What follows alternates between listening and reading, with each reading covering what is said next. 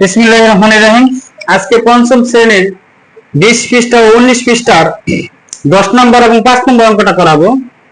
খুবই গুরুত্বপূর্ণ অঙ্ক দুটো পঞ্চম শ্রেণীর বৃত্তি পরীক্ষার জন্য। আসলে সৃজনশীল আকারে আসবে।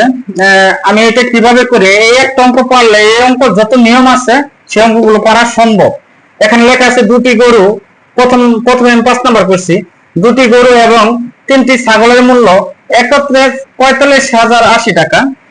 একটি ছাগলের মূল্য 4,560 টাকা। একটি গরুর মূল্য কত? এখন মূল কথা হলো আমি অঙ্কটা শুরু করব কোন জায়গা থেকে। এখন যেটা বেশি দেওয়া আছে সেই জায়গা থেকে শুরু করব। এখানে দেওয়া আছে কি প্রথম লাইনে কি দেওয়া আছে? গরু, ছাগল, তারপরে একত্রে 4500 টাকা, তারপরে কি একটি ছাগলের মূল্য। এই পর্যন্ত আমার আসছে কি ছাগলের কথা আছে, ছাগলের মূল্যটা দেওয়া আছে।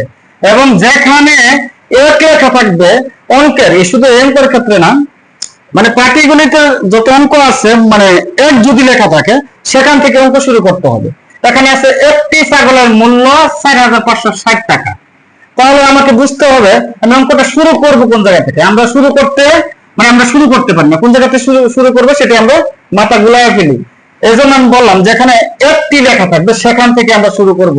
এবং কি এখানে ছাগলের মূল্যটা দেওয়া আছে, এবং কি এখানে ছাগলের মূল্য আছে, গরুর মূল্য আছে, ছাগলের মূল্য আছে। আমরা শুরু করব কি যেখানে এক দেওয়া আছে, তাহলে একটি ছাগলের মূল্য লিখবো কি সমাধান?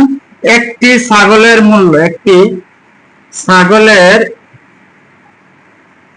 মূল্য আমরা শুরু করব যেখানে এক লেখা আছে সেখান থেকে শুরু করব। একটি ছাগলের মূল্য 4,560 টাকা, 4,560 টাকা।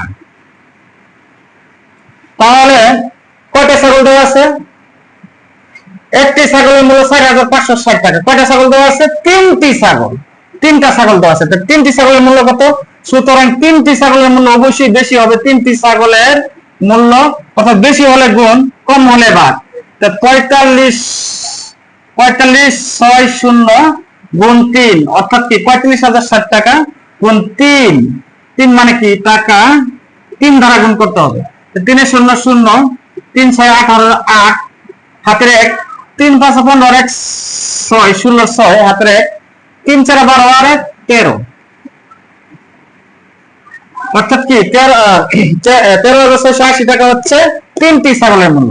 এখন ছাগলের মূল্যটা বের হয়ে গেছে, কিন্তু আমার এখান থেকে ছাগলের মূল্যটা বাদ দিতে হবে। তিনটি ছাগলের মূল্য কি বাদ দিতে হবে এই টাকা থেকে। তাহলে আমি অবশ্যই ছাগলের মূল্যটা বাদ দিব। লিখবো কি দুইটি গরু এবং 3টি ছাগলের মূল্য একত্রে কত? একত্রে হয়েছে কত? একত্রে 45,080 টাকা। 45,080 টাকা। তাহলে আমার কিসের মূল্য বাড়ছে? একটা ছাগলের মূল্য বাড়ছে। ছাগলের মূল্যটা আমি অবশ্যই বাদ দিব। 3টি ছাগলের মূল্য কত বাড়ছে দেখি। 3টি ছাগলের মূল্য বের হয়েছে আমার 13,680 টাকা। 13,680 টাকা আমি বিয়োগ করবো এখন। তো থাকলো কি? 3 চলে গেল গা, ছাগল চলে গেল গা। তো থাকলো কি? দুইটি গরু থাকলো। দুইটি গরুর মূল্য থাকলো। বিয়োগ করলে যা থাকবে তা দুটি গরুর মূল্য। 0 0 0 0 8 8 মিলে এলো কি 0, 6 আছে 10 হইব 4 হইলে হাতের 1, 4 আছে 5 হইব 1 হইলে হাতের 1, 2 আছে 4 হইব 2।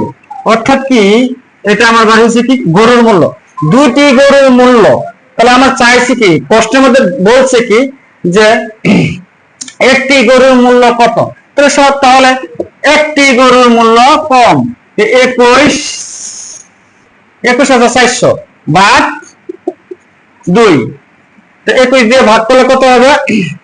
ভাগ করলে 21,400 ভাগ করলে 2 দিয়ে ভাগ করলে কত হবে? 2 কে 2 বিয়োগ করলাম, কাটে নামালাম 1, যায় না, একটা শূন্য দিলাম, কাটে নামালাম 4, 14, 7 দেবে না কত? 14।